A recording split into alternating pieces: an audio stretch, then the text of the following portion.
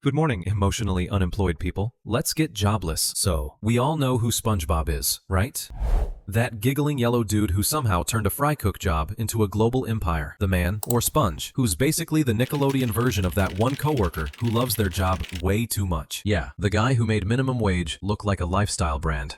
So, I was watching SpongeBob, right? For nostalgia, laughing like a kid again, until something felt off, like making me feel like I just paid rent. At first, I thought maybe I was projecting, but then I went down the rabbit hole, and suddenly it hit me. SpongeBob isn't just a cartoon, he's a mirror. A capitalist fever dream, disguised as children's television, a sitcom about depression, and if you've been living under a rock, wearing a paper hat, or, say, a pineapple under the sea, you might have missed the fact that SpongeBob predicted everything about burnout, the internet, and our generation's collective descent into haha I'm fine chaos. So let's talk about it, because this isn't just about Bikini Bottom, this is about us, and by the end of this video, you'll realize SpongeBob was never for kids. He was for the future adults who'd grow up laughing through panic attacks. Let me explain. First of all, how did we never question the fact that SpongeBob works a 9 to 5 for fun? This man wakes up at 6 a.m. screaming, "I'm ready," like he's auditioning for burnout. That's not passion. That's psychological warfare with a spatula. SpongeBob doesn't just like his job, he worships it. He treats the Krusty Krab like it's Google headquarters and he's employee of the century. Meanwhile, his boss, a literal crab whose wallet has anxiety, isn't a character. Mr. Krabs, he's capitalism in claw form. Man named his daughter Pearl, as in profit. Every time someone says money, his pupils turn into dollar signs. He's the kind of boss who'd charge you for oxygen, and actually did. So yeah, SpongeBob's living in a minimum wage simulation run by a sentient red coin. And the wildest part? He's happy about it. He's being exploited and calling it purpose. That's corporate propaganda at its finest. The whole show is basically the American dream rebranded as a laugh track. Mr. Krabs is Jeff Bezos underwater. SpongeBob's the overworked intern who thinks exposure is payment. And Squidward? He's every artist on the internet. Broke, bitter, and spiritually allergic to enthusiasm. Bikini Bottom is just linked in with better lighting. SpongeBob's optimism isn't cute anymore. It's dystopian. Man is literally gaslighting himself into joy. He's the physical embodiment of, "It's fine, I love my job," while quietly dying inside. It's not about friendship, it's about labor, identity, the crushing weight of keeping a smile in a world that rewards exhaustion. And that's where the real genius is, because kids see it as comedy, adults see it as a cry for help. And that brings us to the next part, because if SpongeBob's world is capitalism underwater, then what happens when that world connects to ours? Let's talk about the internet. SpongeBob didn't just predict capitalism, he predicted us, our humor, our chaos, our emotional detachment. He's the blueprint for Gen Z absurdism. Think about it. His comedy is random, fast, zero context. 1 second he's blowing bubbles, the next he's crying into a Krabby Patty like it's a therapy session. That's literally every meme format ever. He invented, haha, I'm dying inside, but in a silly way. When he says, "I'm ugly and I'm proud," that's a tweet. When he stares into the void after burning his house down, that's a reaction meme. Every quote is a mood board. The entire show is the internet before the internet. The speed, the chaos, the emotional whiplash. SpongeBob was built for a generation that would live online before we even knew what online meant. And that's what makes him genius. His emotions switch faster than our attention spans. He goes from euphoric to existential in seconds. That's us. Overstimulated, underrested, and one inconvenience away from deleting everything. He's the physical form of "I'm not okay, but it's content." And the other characters? They're the ecosystem. Mr. Krabs is the algorithm, feeding us crumbs of validation for our sanity in exchange. Squidward's the guy trying to touch grass, but the grass is full of SpongeBobs asking if he wants to go jellyfishing. We used to laugh at SpongeBob. Now we laugh like SpongeBob. He became us. Emotionally unstable, aggressively cheerful, deeply unwell, but kinda cute about it. And that emotional chaos, that's not just internet humor. That's the foundation of our entire identity. Because behind the noise, there's loneliness. Which brings me to the next part. SpongeBob is lonely, like painfully lonely. Every episode starts and ends with him alone. He wakes up alone, eats breakfast alone, sings to his snail like it's his therapist, and still calls it a good day. That's not happiness. That's high-functioning denial with theme music. Look closer. He loves Patrick more than Patrick loves him. He idolizes Sandy, but she keeps him at science friend distance. He craves Mr. Krabs' approval, but gets treated like free labor. He's surrounded by people, but no one truly sees him. He's the OG parasocial relationship. We adore him, meme him, quote him, but no one actually hears him. He's screaming joy so loud that we miss the silence underneath. That's why his laugh hits weird now. It's not pure joy, it's self-preservation. He's not happy, he's surviving. That's what makes SpongeBob powerful. His optimism isn't illusion, it's defense. He's proof that some of us learn to smile not because we're happy, but because it's the only way the world doesn't eat us alive. Every "I'm ready" is a battle battle cry. Every giggle is him convincing himself he still matters. He's not the happiest character ever written. He's the loneliest one pretending to be. And once you realize that, the whole show changes. Which brings us deeper to what Bikini Bottom really represents. Let's stop pretending SpongeBob's just quirky. That show isn't about fish flipping burgers. It's about emotional collapse in bright colors. Bikini Bottom is literally humanity on antidepressants. Loud, colorful, chaotic, spiritually decomposing. Every character is a diagnosis in disguise. SpongeBob, the overworked, I'm fine friend who runs on burnout. Patrick, the burnout generation. Emotionally numb, unbothered, low-key the healthiest one there. Squidward, the artist crushed by capitalism. Mr. Krabs, greed personified. Empathy as a tax write-off. Sandy, intelligence trapped in isolation. Plankton, Silicon Valley, all ambition, no soul. Bikini Bottom isn't a city. It's a social network. Everyone's performing something. SpongeBob performs joy.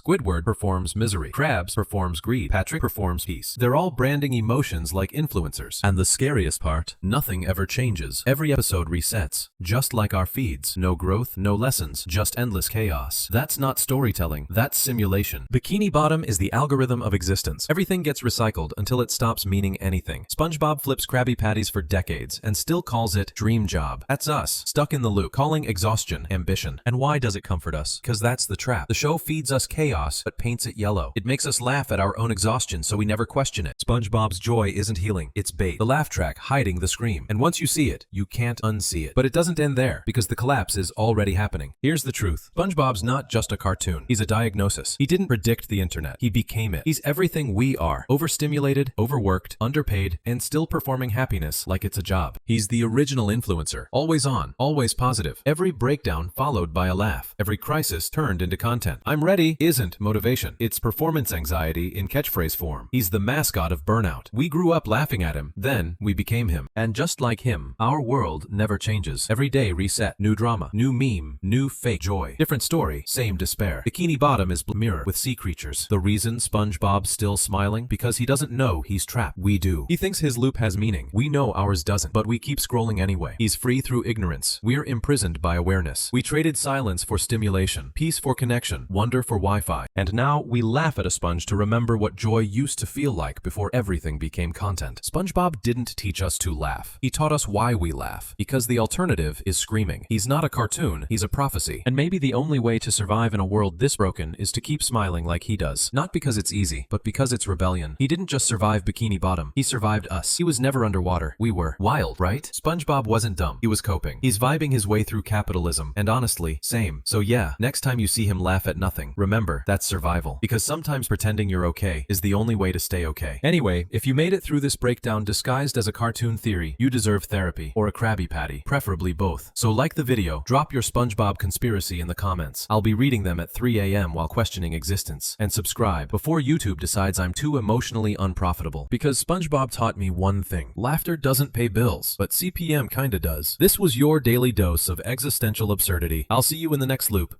Let me explain.